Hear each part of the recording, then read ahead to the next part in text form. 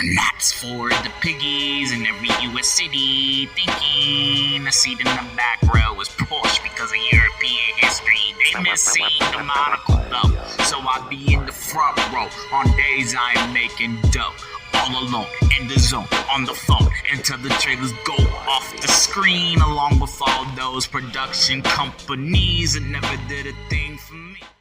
Greg Araki's on Once Your Sex finds both Olivia Wilde and Cooper Hoffman starring in typecast, predilective roles, while both Charli XCX and Chase Sui Wonders make supporting appearances that steal the show in an otherwise misandrous, pretentious feature, typical of anything Olivia Wilde would attach her name to.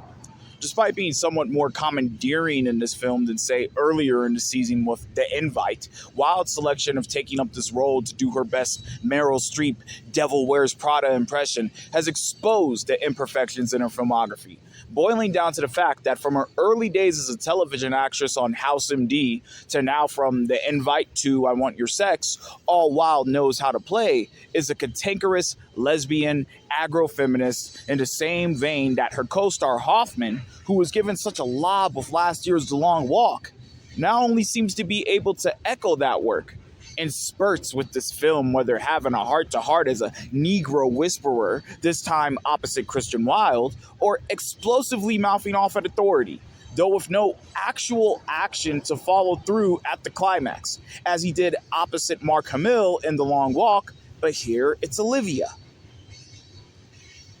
There's a time-displaced subplot with a mystery that isn't even worth its realization at the end.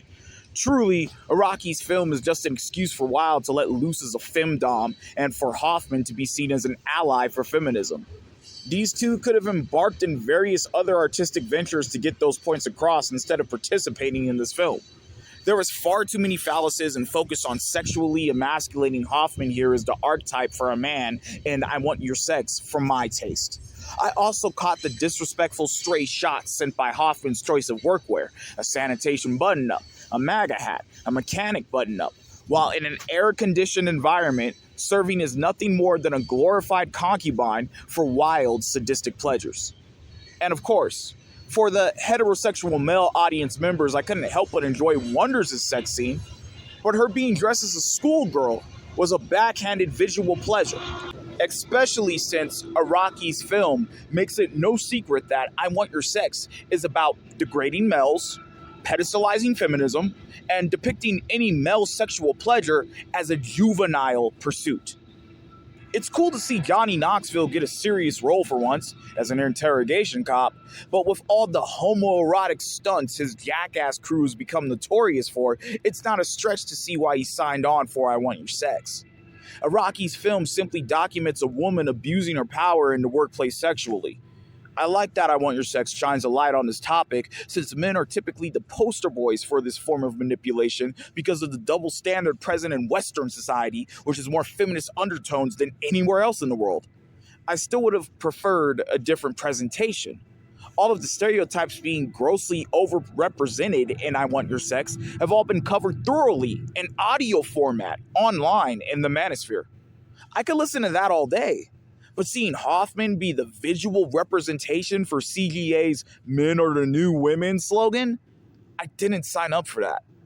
Glad Charli XCX has redeemed herself as an actress since that A24 mockumentary she put out recently, but I had to suffer her not only emasculating Hoffman throughout the film, but also full frontal male nudity just to show, spoiler, she had another bull in the ring during their big breakup scene. Again, truly, Araki's picture has Chase Sui Wonders to thank for being the saving grace of this film. From her first scene, she provides the soul of this otherwise mean, ugly, contentious, misandrist film. There's an innocence about her that gets played up onto a crescendo when she cluelessly puts a strap on over her neck, oblivious of where to correctly place the apparatus. I fell in love with her character, Apple, in the film to the point hers is the only character's name I remember in the entire cast.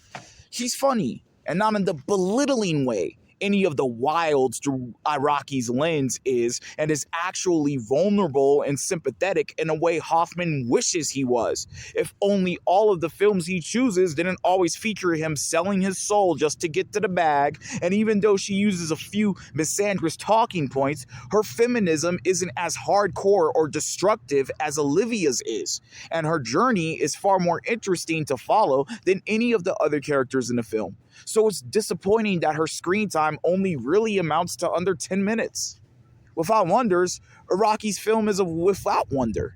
Just another biting take on Western society that stands on the idea that the world would be better if men would just get taken down a peg by getting pegged. But in that perspective, Iraqi's I Want Your Sex exemplifies the notion that nature abhors a vacuum, showing that if there is no room for mad men, then there will always be somebody happy enough to be a mad woman.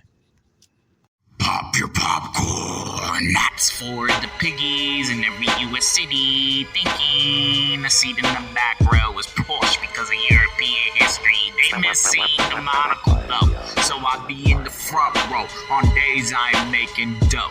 All alone, in the zone, on the phone, until the trailers go off the screen, along with all those production companies that never did a thing for me.